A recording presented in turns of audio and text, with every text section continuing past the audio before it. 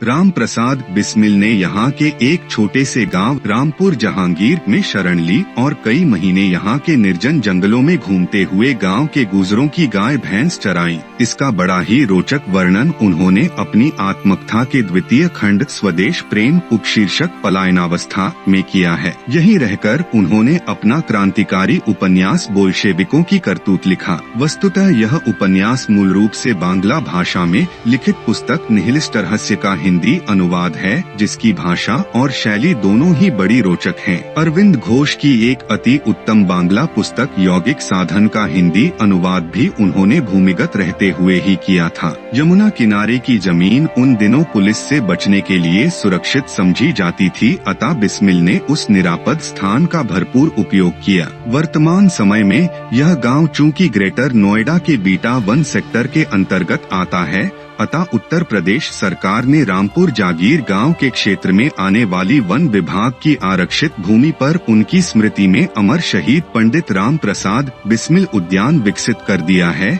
जिसकी देखरेख ग्रेटर नोएडा प्रशासन के वित्त पोषण से प्रदेश का वन विभाग करता है। बिस्मिल की एक विशेषता यह भी थी कि वे किसी भी स्थान पर अधिक दिनों तक ठहरते नहीं थे। कुछ दिन रामपुर जागीर में रहकर अपनी सगी बहन शास्त्री देवी के गांव कोसमा जिला मैनपुरी में भी रहे। मजे की बात यह कि उनकी अपनी बहन तक उन्हें पहचान नहीं पाई। साथ कोसमा से चलकर बाह पहुँचे। कुछ दिन बाह रहे, फिर वहां से पिनहट आगरा होते हुए ग्वालियर रियासत स्थित अपने दादा के गांव बरबई जिला मुरैना मध्य प्रदेश चले गए। उन्होंने वहां किसान के भेष में रहकर कुछ दिनों हल भी चलाया। पलायनावस्था में रहते हुए उन्होंने 1918 में प्रकाशित अंग्रेजी पुस्तक दी ग्रैंडमदर ऑफ रसियन रिवॉल्यूशन का हिंदी अनुवाद किया। उनके सभी साथियों को यह पुस्तक बहुत पसंद आई। इस पुस्तक का नाम उन्होंने कैथेराइन रखा था। इतना ही नहीं, बिस्मिल ने सुशील माला सीरीज से कुछ पुस्तकें भी प्रकाशित की थीं, जिनमें मन की लहर नामक कविताओं का संग्रह,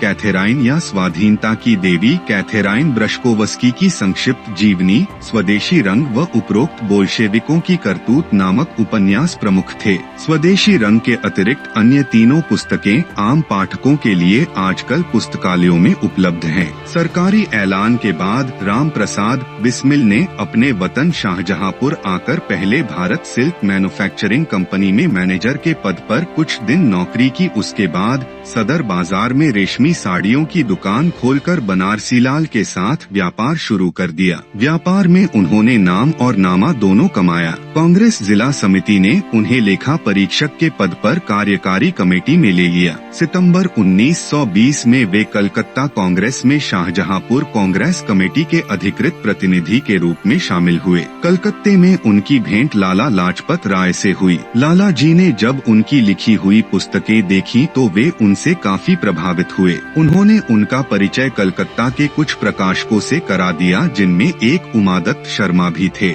जिन्होंने आगे चलकर सन 1922 में राम प्रसाद बिस्मिल की एक पुस्तक कैथेराइन छापी थी। सन 1921 के अहमदाबाद कांग्रेस अधिवेशन में राम प्रसाद बिस्मिल ने पूर्ण स्वराज के प्रस्ताव पर मौलाना हसरत मोहानी का खुलकर समर्थन किया और अंततोगत्वा गांधी जी से असहयोग आंदोलन प्रारंभ करने का प्रस्ताव पारित करवा कर ही माने। इस कारण वे युवाओं में काफी लोकप्रिय हो गए। समूचे देश में असहयोग आंदोलन शुरू करने में शाहजहांपुर के स्वयंसेवकों की अहम भूमिका थी, किंतु 1922 में जब चौरी चौरा कांड के पश्चात किसी से परामर्श किए बिना गांधी जी ने असहयोग आंदोलन वापस ले लिया, तो 1922 की गया कांग्रेस में बिस्मिल व उनके साथियों ने गांधी जी का ऐसा विरोध किया कि कांग्रेस में फिर दो विचारधाराएं बन गईं, एक उदारवादी या लिबरल और दूसरी विद्रोही या रिबेलियन। गांधी जी विद्रोही विचारधारा के नवयुवकों को कांग्रेस की आम सभाओं में विरोध करने के कारण हमेशा हुल्लड़बाज कहा करते थे। एक बार तो उन्होंने जवाहरलाल नेहरू को पत्र लिखकर क्रांतिकारी नवयुवकों का साथ देने पर बुरी तरह फटकार भी लगाई थी।